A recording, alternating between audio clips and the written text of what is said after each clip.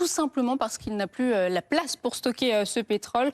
Aujourd'hui, le pétrole s'accumule très vite. Il reste environ 12 à 22 jours avant d'arriver à capacité de stockage, ce qui nous amène ici au 9 mai sur ce calendrier. Avec le blocus maritime, les exportations se sont effondrées. Avant le blocus, l'Iran exportait jusqu'à 1,85 million de barils par jour. Aujourd'hui, ce n'est plus que 567 000, donc soit une chute de 70%.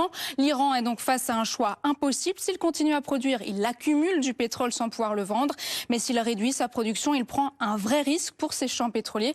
Parce qu'un puits de pétrole, ce n'est pas un robinet. Si on l'arrête trop longtemps, vous allez le voir sur cette image. Donc, si on arrête ce puits, l'eau remonte donc dans le réservoir. Les roches se dégradent, elles s'encrassent et une partie du pétrole devient irrécupérable. Et pour limiter les dégâts, Noémie, on se retrouve avec l'Iran qui cherche des solutions d'urgence, presque de bricolage.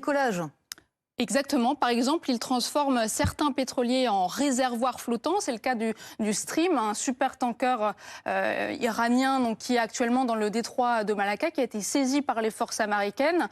Sa capacité est de 2 millions de barils. Donc on se rend compte que ça permet de retarder la saturation.